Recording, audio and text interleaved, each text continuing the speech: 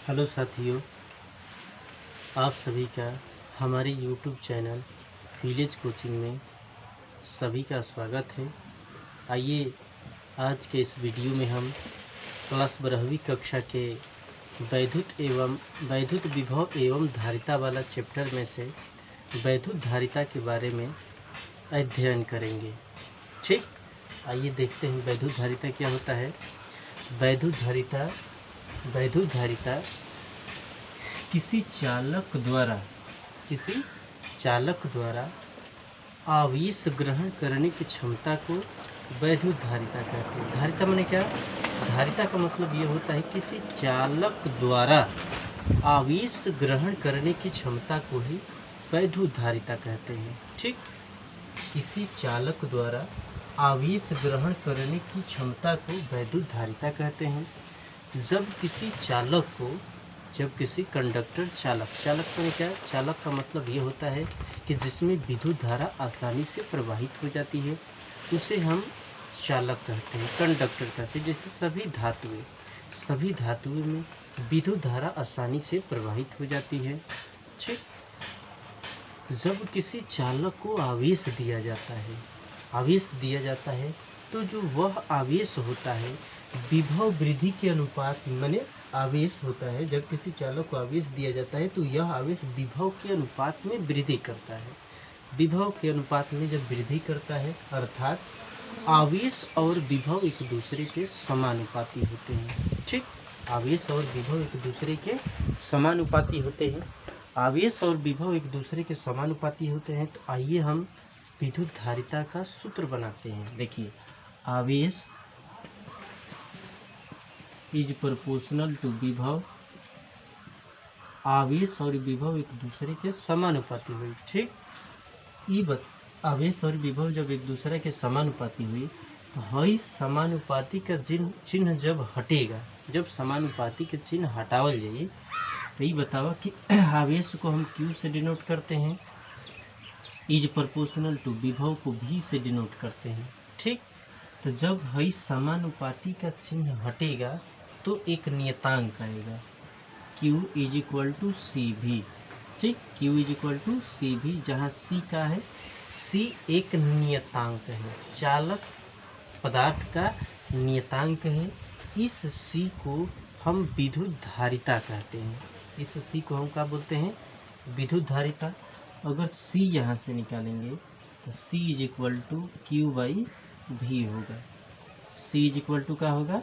ये गुणा है, इधर जाएगा तो भाग में हो जाएगा। ठीक, तो C is equal to Q/V होगा। अब इसका मात्रक बनाएंगे तो Q का मात्रक आवेश का मात्रक कूलाम होता है, तो इसको हम कूलाम बोल देंगे। कूलाम बटा में विभव का मात्रक वोल्ट होता है, VOLT। ठीक, धारिता का मात्रक अगर आपसे कोई पूछेगा कि धारिता का मात्रक क्या होगा तो कूलाम प्रति वोल्ट, कूलाम बटा में वोल्ट या फैरेड होता है। इसका मात्रक क्या होता है? फैरेड होता है। ठीक, विद्युत धारिता का मात्रक क्या होता है? कूलाम प्रति वोल्ट या फैरेड होता है। ठीक, C का है वैद्युत धारिता है, Q का है आवेश है, उसके बाद V का है विभव है। ठीक ना। अब इस विद्युत धारिता का अगर डिफिनेशन बनाएंगे, इस प्रकार किसी चालक की जो धारिता होगी, इस प्रकार किसी चालक की धारिता जो होती है उसको दिया गया आवेश Q और इस आवेश के कारण विभव वृद्धि के अनुपात के बराबर होता है, उसी को हम धारिता बोलते हैं। ठीक, विभव वृद्धि के अनुपात के बराबर होता है, उसी को हम क्या बोलते हैं? धारिता बोलते हैं। ठीक ना। धारिता किसे कहते हैं? धारिता का मतलब ये होता है किसी चालक द्वारा आवेश ग्रहण करने की क्षमता को ही धारिता कहते हैं। धारिता माने का धारण करने की क्षमता। धारिता माने का धारण करने की क्षमता, यानी किसी चालक द्वारा आवेश को धारण करने की क्षमता को ही धारिता बोलते हैं। ठीक ना।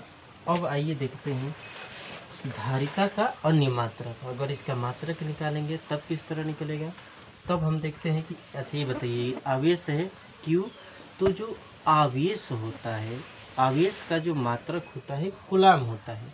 तो कूलाम जो है आवेश का बहुत बड़ा मात्रक होता है, बहुत बड़ा मात्रक होता है। और उसके बाद जब बहुत बड़ा मात्रक होगा तो ये विभव है, विभव का जो मात्रक होता है वोल्ट होता है। इसका भी बहुत बड़ा मात्रक का होगा, वोल्ट होगा। तो एक इसका जो मात्रक होगा माने मात्रक होगा कूलाम प्रति वोल्ट होगा। ठीक, तो सी का अगर अन्य मात्रक निकालेंगे, सी का अन्य मात्रक तो पहला इसका मात्रक होगा कूलाम बटा में वोल्ट होगा, कूलाम बटा में वोल्ट होगा। दूसरा आपका मात्रक होगा फैरेड होता है, दूसरा मात्रक का होगा फैरेड। जो फैरेड होगा धारिता का बहुत बड़ा मात्रक होता है। ठीक, फैरेड धारिता का बहुत बड़ा मात्रक होता है। तीसरा आपका होगा मात्रक इसका माइक्रोफैरेड। तीसरा का होता है 1 माइक्रोफैरेड, तीसरा भी माइक्रोफैरेड। 1 माइक्रोफैरेड में 10 के पावर माइनस 6 फैरेड होता है। 1 माइक्रोफैरेड में 10 के पावर माइनस 6 फैरेड होता है। चौथा इसका जो मात्रक होगा 1 पिकोफैरेड होगा। 1 पिकोफैरेड में 10 के पावर माइनस 12 फैरेड होता है। ठीक ना, तो ये सी का अन्य मात्रक होगा। ठीक, सी का अन्य मात्रक होगा। अच्छा, ये वाला दिखाई नहीं दे रहा है, एक मिनट, ये वाला दिखाई नहीं दे रहा है। ठीक, इसका मात्रक क्या होगा, पहला मात्रक इसका कूलाम प्रति वोल्ट होगा, दूसरा इसका मात्रक होगा फैरेड होगा, तीसरा जो इसका मात्रक होगा तीसरा इसका मात्रक होगा 1 माइक्रोफैरेड। 1 माइक्रोफैरेड, 1 माइक्रोफैरेड में 10 के पावर माइनस 6 फैरेड होता है। 1 माइक्रोफैरेड में 10 के पावर माइनस 6 फैरेड होता है। उसके बाद चौथा इसका 1 पिकोफैरेड में 10 के पावर माइनस 12 फैरेड होता है, माइनस 12 फैरेड होता है। ठीक, इसका अन्य मात्रक होगा सी का अन्य मात्रक, यानी सी धारिता का अन्य मात्रक अगर निकालेंगे तो धारिता का जो अन्य मात्रक होगा पहला कूलाम प्रति वोल्ट, दूसरा आपका फैरेड होता है। फैरेड भी धारिता का बहुत बड़ा मात्रक होता है। तीसरा आपका 1 माइक्रोफैरेड में 10 के पावर माइनस 6 फैरेड होता है। और उसके बाद चौथा आपका पिकोफैरेड 1 पिकोफैरेड में 10 के पावर माइनस 12 फैरेड होता है। ठीक, ये आपका था वैद्युत धारिता। अब एक चीज़ इसका बचा है बीमा। तो वैद्युत धारिता का अगर बीमा निकालेंगे तो यहाँ देख लीजिए वैद्युत धारिता का बीमा। अगर वैद्युत धारिता का बीमा निकालेंगे तो सी का बीमा निकालेंगे, इसका सी का बीमा। चलिए देखिए सी का बीमा किस तरह निकालेंगे। तो सी का अगर बीमा निकालेंगे तो सबसे पहले बीमा निकालने के लिए सबसे पहला अति आवश्यक होता है उसका मात्रक। अगर हमें मात्रक मालूम रहेगा तब हम बीमा निकाल पाएंगे।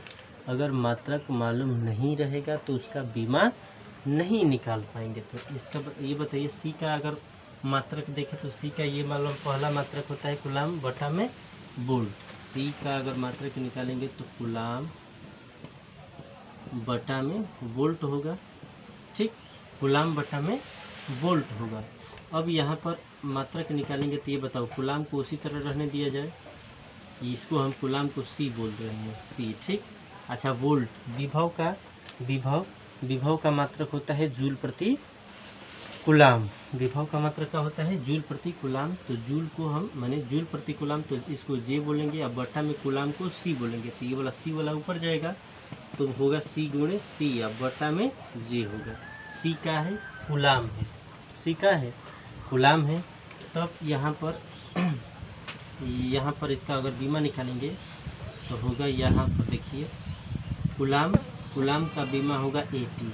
कूलाम का बीमा होगा 1 कूलाम का बीमा होगा 80 और इसका भी बीमा का होगा 80 होगा। क्यों, क्योंकि 2 कूलाम है, 2 कूलाम बा 80। उसके बाद जूल है, तो जूल का बीमा होता है ml स्क्वायर। जूल का बीमा ml स्क्वायर T पर माइनस 2। जूल का बीमा का होगा ml स्क्वायर T पर माइनस 2। चलिए आइए देखिए, ए में ए से गुणा करेंगे ए स्क्वायर हो जाएगा, और टी में टी से गुणा करेंगे टी स्क्वायर हो जाएगा, ठीक। बटा में M square M L square T पर माइनस 2, ये वाला ऊपर जाएगा। चलिए कितना होगा, ये वाला ऊपर जाएगा तो एम के पावर -1, ये इसके घात पर कुछ नहीं है तो एक है, एक है तो ऊपर जाएगा तो माइनस में होगा। उसके बाद एल पर भी -2 होगा, उसके बाद ए पर 2 होगा, उसके बाद टी पर 2 2 4 हो जाएगा। इसका बीमा होगा एम पर -1, एल पर -2, ए 2, उसके बाद टी पर टी के पावर 4, इसका बीमा ये वाला होगा, ठीक ना। ये वाला था पहला टॉपिक आपका विद्युत धारिता।